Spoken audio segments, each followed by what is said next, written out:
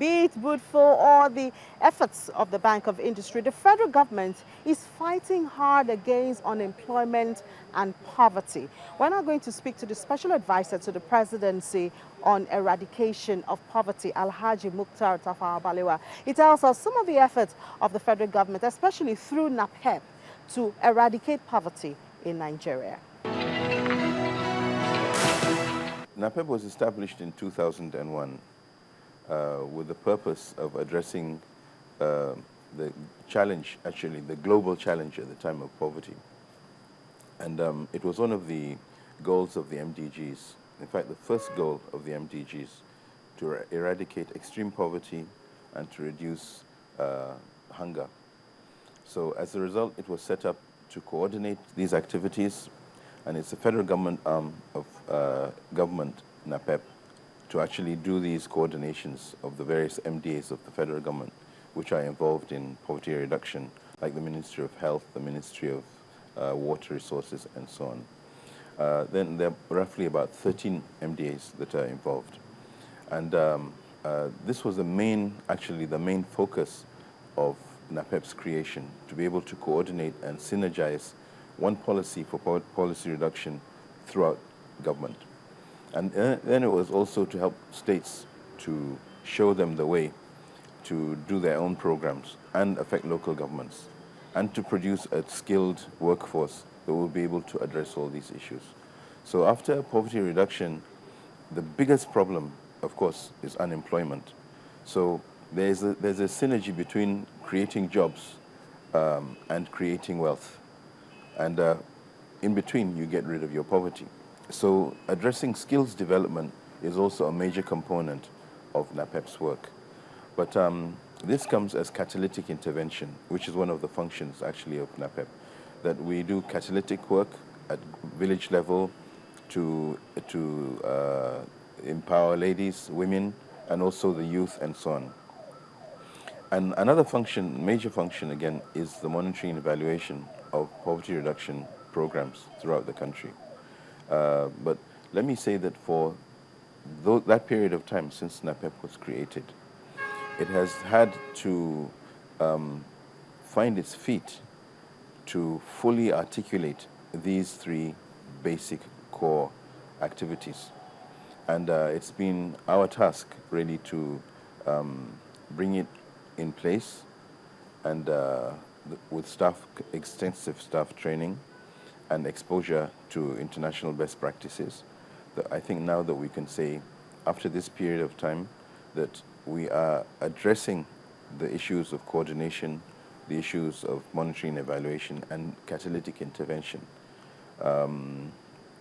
Again, with exceptional support from the federal government, of course, the attention being given in the transformation agenda. Poverty reduction is a major component of government policy. We have a lot of programs in Nigeria to deal with poverty, to deal with unemployment.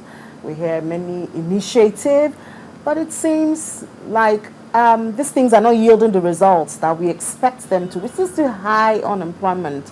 The youth are still on the streets, are still restless. I mean, is there something we're not doing right? Nigeria's case is very different.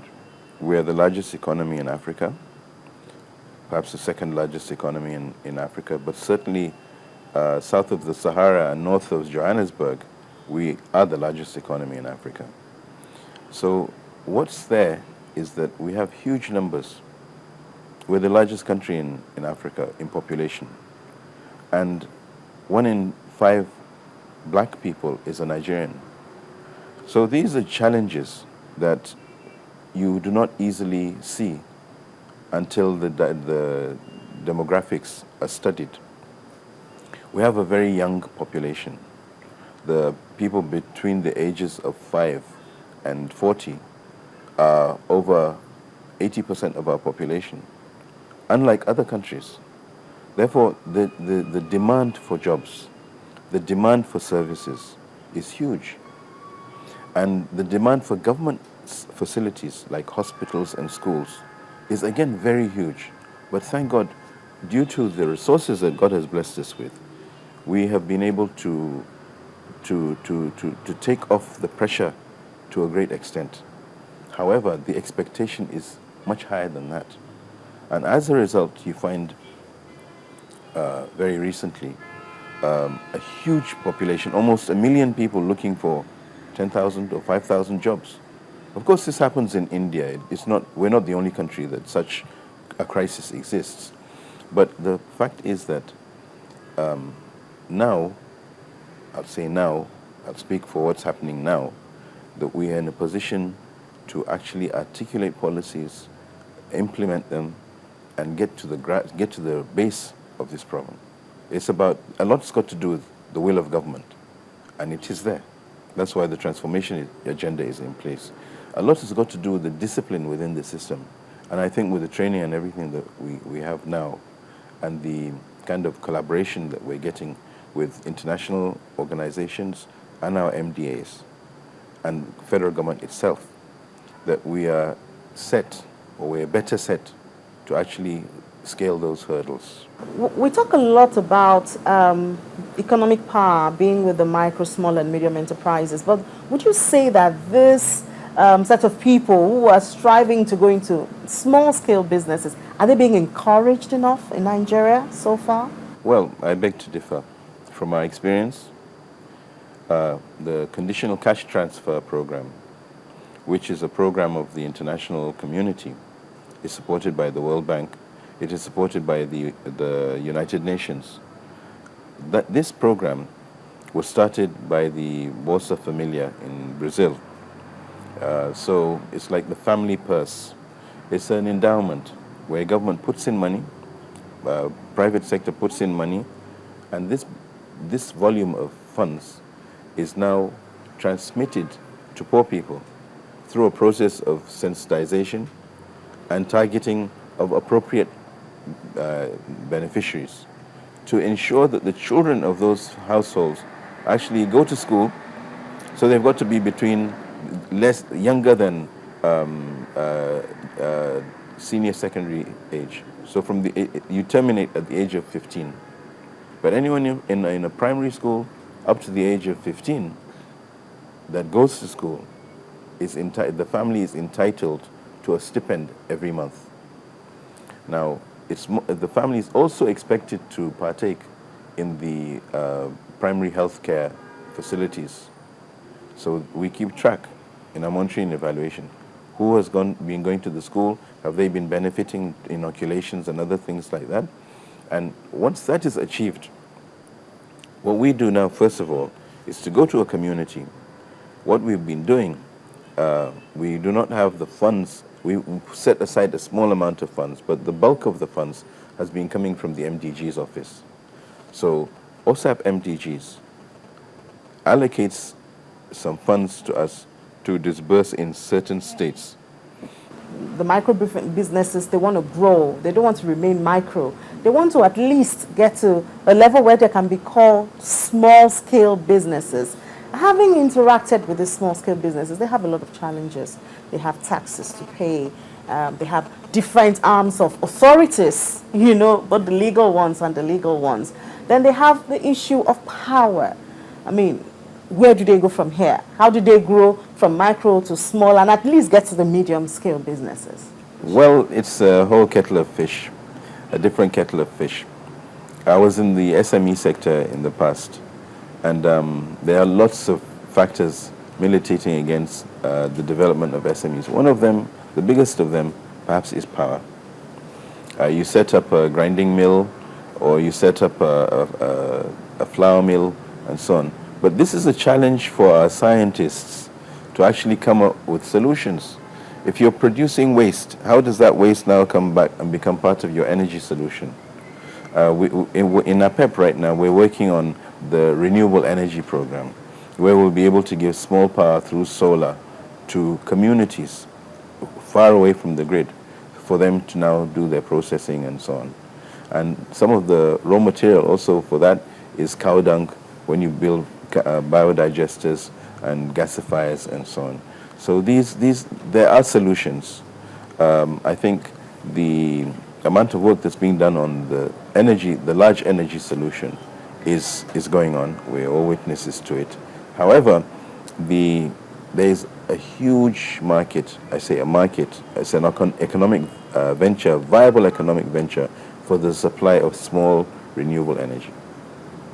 So that could be done by communities, and we're looking into that as well, because we're talking to a Chinese group and a Nigerian group that have come up with a solution for us. Taxes, I'm aware that sometimes SMEs are taxed 51 times by different agencies or by different, the traditional system has its own tax collectors. They come with their whip and everything, and then they pay VAT, and yes, it's bogged down with all sorts of issues. But I think you should talk to Smidan about it.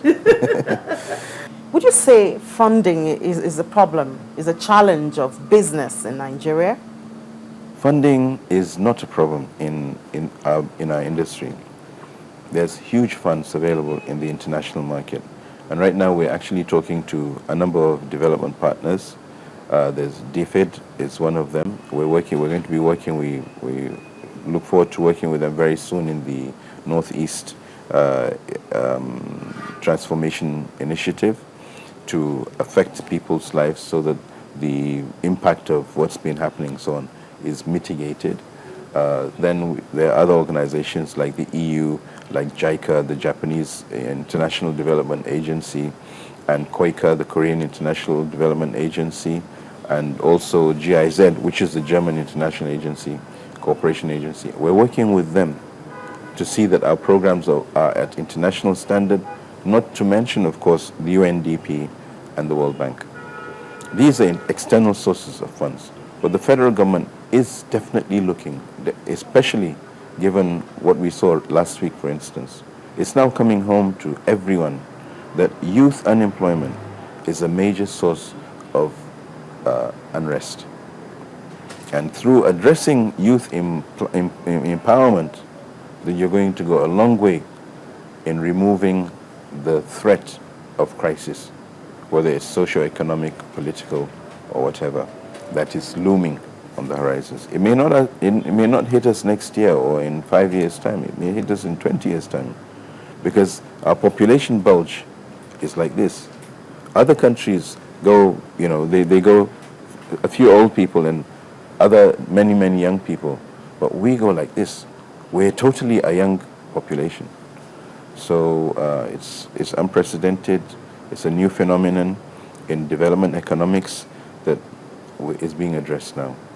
All right, so there's something, an initiative the Bank of Industry started some years back, which is working with clusters. You get all the small businesses together so that they're not spread all over. And then, for example, somebody's finished product can be another person's raw material. Is NAPEP working around this? Well, this is part of the planning that we have for the vegetable oils industry. Because when you produce the oil, you're left with the cake. And that's the source of raw material for another industry, especially the animal feed industry. And then you've got other things. You've got chemical extracts, and you can produce soap, and you can produce this, and creams and lotions, and a whole range of different things. We can do that comfortably with that industry. However, right now, in a population of 170 million people, you'd say it would be an ideal arrangement for us to do clusters. But I think because it's an SOS thing, we're trying to save other people's souls, first and foremost is to get to the grassroots, make the intervention, and then later when we've studied and we've evaluated what we've done, we'll be in a position to do bigger things. Development, a phenomenon which international economic organizations and nations, Nigeria included, have unanimously agreed has the ticket to economic independence and development. That's why the Bank of Industry believes that every brilliant idea holds the potential of a profitable business. But when money is hard to get, the Bank of Industry comes to the rescue. So watch BOY Weekly every Thursday at 8:30 p.m. as we take you through the world where every idea becomes a successful business.